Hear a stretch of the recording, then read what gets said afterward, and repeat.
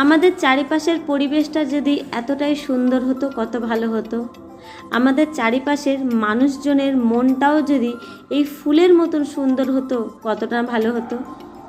আসলে সব ভালো মন্দ মিশিয়েই এই পরিবেশ, সব কিছুকে একসেপ্ট করে নিয়ে চলতে হবে। একটা খোঁজ পেয়েছিলাম ফুলের শহর নামে একটা জায়গাটার নাম শুনে চলে আসলাম আজকে। সত্যি অবাক হচ্ছি, যতটা না কানে শুনেছিলাম চোখে দেখে তার থেকে বেশি অবাক হচ্ছি। যেদিকে তাকাচ্ছি সেদিকে শুধু ফুলই আর ফুল। সত্যিই এটা ফুলের শহর, অসাধারণ জায়গাটা। ওই যে কথাতে আছে না, যার যেটা আছে সে তার মূল্য দিতে পারে না। দেখো এখানে একটা গোলাপ অসহায় হয়ে পড়ে রয়েছে।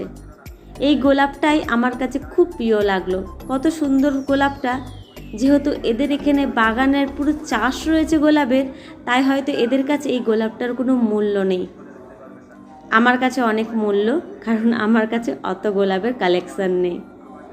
বাড়ি ফেরার সময় কিছু কালেকশান ওরা আমার হাতে দিল, খুশি হয়ে আনন্দ সহকারে নিয়ে বাড়ি ফিরলাম। বাড়ি আস্তে আস্তে বড্ড খিদে পেয়ে গেছিলো। কিছু খাবারও খেয়ে নিলাম।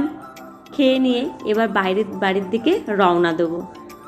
প্রচুর শীত পড়ে গেছিলো, ঠান্ডা এত লেগেছিলো, আদা দিয়ে খুব সুন্দরভাবে চা বানিয়ে নিলাম। তোমাদের কেমন লাগছে আমার এই ভিডিওটা আমাকে অবশ্যই কমেন্ট করে জানিও। তোমাদের মতামত আমার একান্ত প্রয়োজন। আসলে আমরা জীবনে চলার পথে অনেক ভুল করে থাকি। সেটা যদি ভালো মতন কেউ না দেখিয়ে দিয়ে পেছনে ব্যঙ্গ করে, ওটা ভালো দেখায় না। যদি কেউ কিছু খারাপ করে, সামনে এসে যদি কেউ বলে দেয় যে এইটা ঠিক বা এইটা ভুল, আমার মতে বলে এইটা সবথেকে বেস্ট।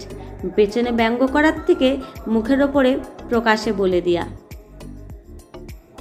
আচ্ছা, তোমরা এখানে চাল আবার কে কে আছো আমাকে জানাও। ভিডিওটা ভালো লাগলে কমেন্ট করে যেও।